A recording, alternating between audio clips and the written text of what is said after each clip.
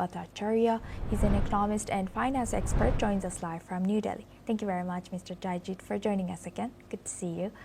Now, looking at this, what economic leverage does China hold over Europe through its control of rare earth exports, and what are the potential long-term financial implications of Europe's increased intervention in strategic industries like semiconductors?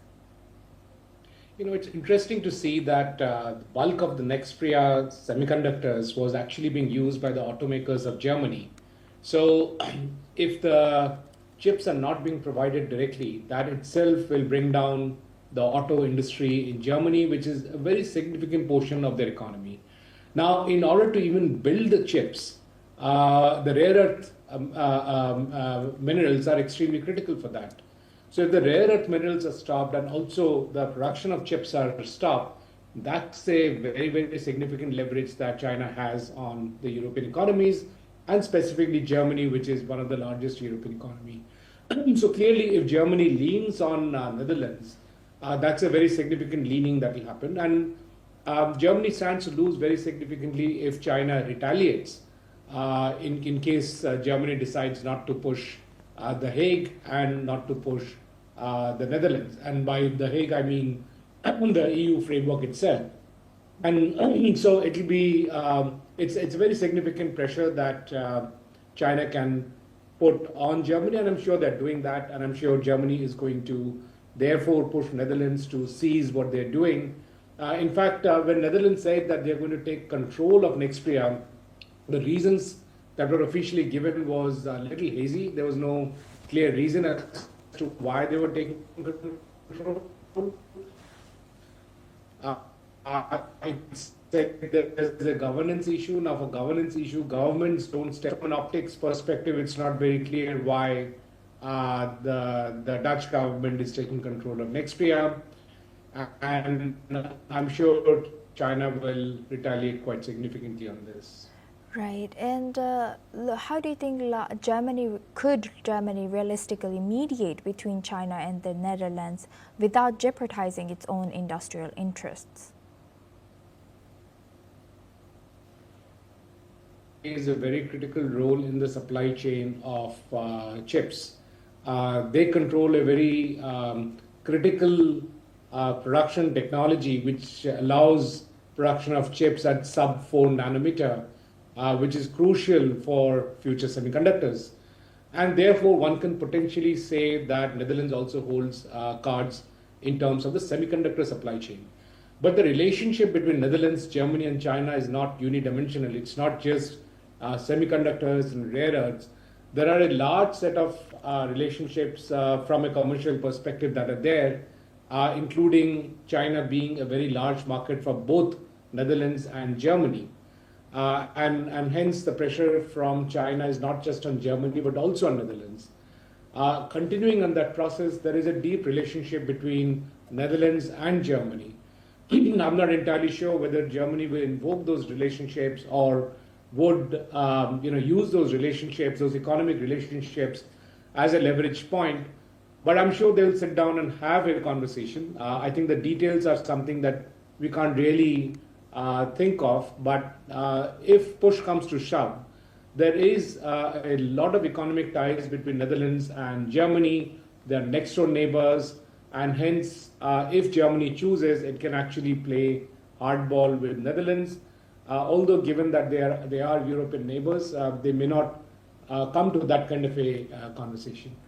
And also you have, as rightfully mentioned, that all these countries are very intertwined, interdependent. How might this escalating trade tensions between China and these European nations influence global investment flows in tech sector?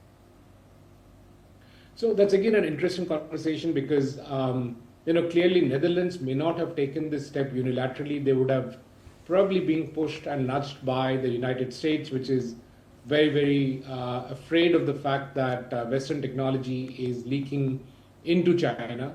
And therefore, when it comes to investments, it's not just investments from the rest of the world, but also investments from the US, which is 30% of the global economy. And hence, maybe taking this step kind of protects IPR in a way, and that probably might even encourage Western investments to come into Netherlands.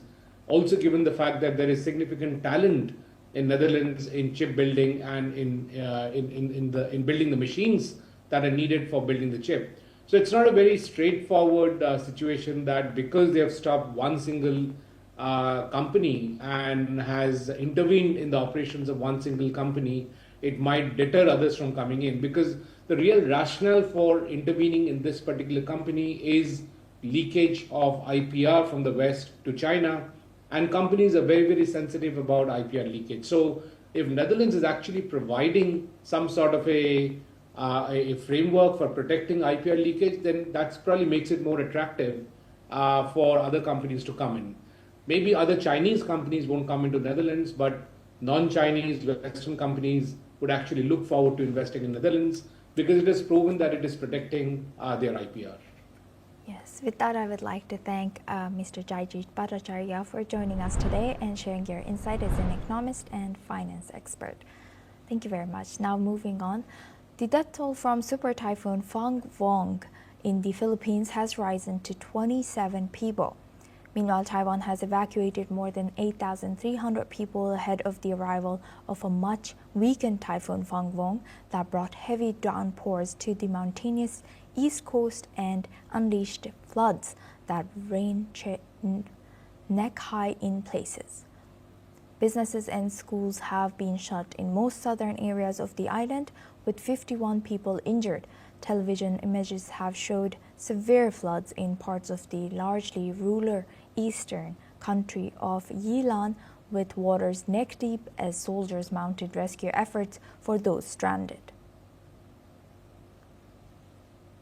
Now we move on to our next news. The newly opened Hongkou Bridge has collapsed in China's southwestern province of Sichuan along a national highway linking the country's heartland with Tibet, as there were no casualties reported.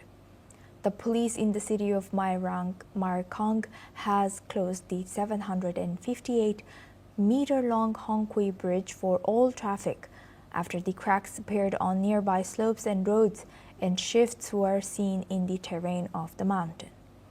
The conditions of the mountain side worsened, triggering landslides leading to the collapse of the approach bridge and road-bedded it. And that's a wrap on the China Report. Keep watching NewsX World for more news updates from around the world.